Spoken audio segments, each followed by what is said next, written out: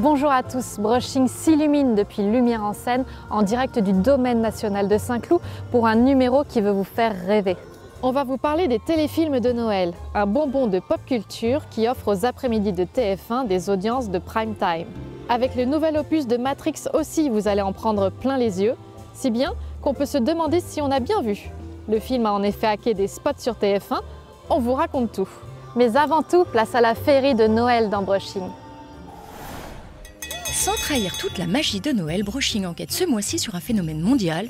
Pourquoi personne ne peut résister à un téléfilm de Noël?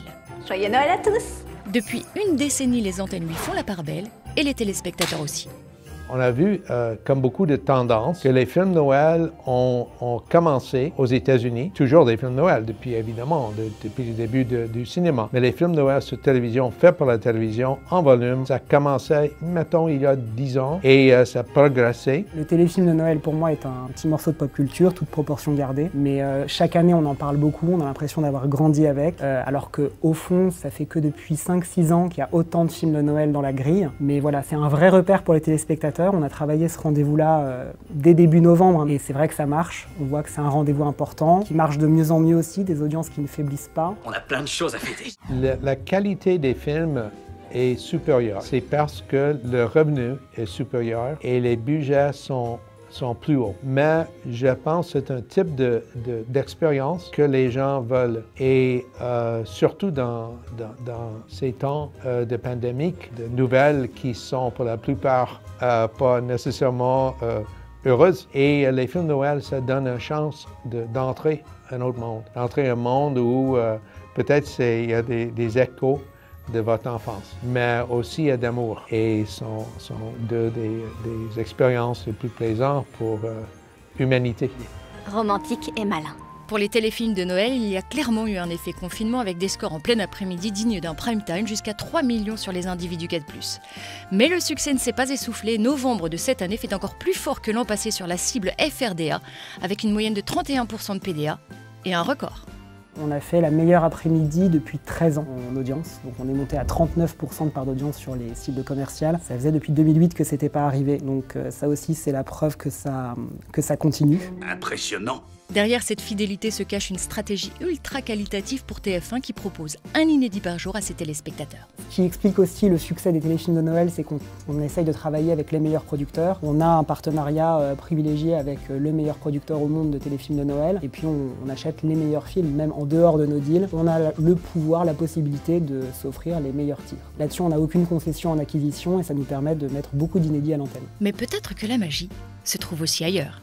On dit en anglais « The course of true love never did run smooth ». C'est Shakespeare. C'est-à-dire que, on a les deux personnes qui se rencontrent un peu par accident. Et ça a l'air qu'ils vont jamais être ensemble, mais on sait en même temps dans un film Noël et dans un film romance que malgré les difficultés, à la fin, ça va tout marcher. Puis aussi, dans la formule, le baiser est dans le dernier plan du film.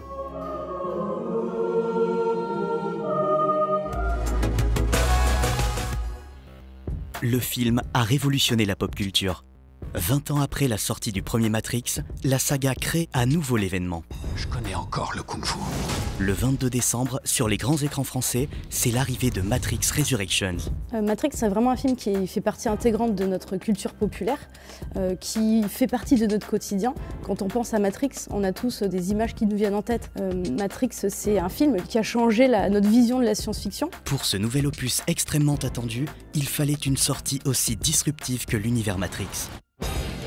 Alors comment créer la surprise, émerger et générer de la conversation? Nous, on va toujours se poser la question qui est qu'est-ce qui fait que le contenu a cette capacité de retenir l'attention, de générer une émotion ou de générer une conversation. Pour réussir cette mission, Warner Bros et ses agences Blue 449 et Labellium ont fait appel à TF1 Live. Et le 6 décembre vers 20h50 sur TF1, alors que tout semblait tranquille, il s'est passé ça. J'ai fait des rêves qui n'étaient pas que des rêves. Matrix Resurrections est venu hacker les spots d'autres annonceurs avant de dévoiler des images exclusives. Une opération never seen before en télé et 100% inscrite dans l'ADN du film. Et pour les marques qui ont bien voulu se prêter au jeu, c'est un transfert de valeur à la clé autour de tout l'univers de l'opération. Oui, je me souviens de ça. Grâce à la puissance de Matrix, à tous ses codes et à la force de cette franchise, on n'a finalement pas eu trop de mal à convaincre des annonceurs. Ça a été un vrai travail entre TF1, Warner, toutes les équipes publicistes, pas que Blue 449, et aussi les annonceurs qui nous ont accompagnés sur ce projet. Sur le digital, l'expérience continue. Sur les 4 écrans de MyTF1, les jingles pubs aussi ont été hackés grâce au format Expand Sponso. Et le format Ad Pause a été enclenché. Un message apparaissant à chaque fois que l'internaute mettait sur pause la lecture de son programme en replay. On rentre dans le quotidien du spectateur. On casse le 4e mur. Ce qu'on attend, c'est qu'il se tourne vers son voisin de canapé finalement et qu'il dise « Ah, t'as vu ce qui vient de se passer, l'écran de McDo, de Peugeot, de Lacoste ont été matrixés, enfin, il s'est passé quelque chose. Et là, on a l'impression que cette opération, elle répond à ce besoin. Avec tout cela, Matrix Resurrections a toutes les chances de faire parler de lui Mon rêve finissait ici. et de toucher sa cible en plein cœur. Et voilà, c'était le dernier numéro de l'année, mais on se retrouve dès janvier pour encore plus d'actu et de décryptage. D'ici là, n'hésitez pas à découvrir la magie de Lumière en scène. Nous, on se quitte en musique avec les plus beaux spots de Noël. Bonne fête et à très vite dans Brushing.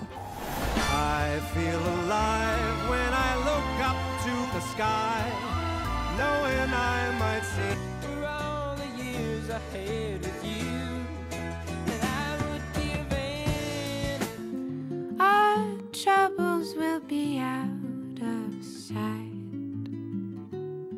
Tell me why ain't nothing but a party. Tell me why ain't nothing. Strolling, there's a girl in my heart. Whose heart I've stolen, there's a moon out tonight. Let's go strolling through the park.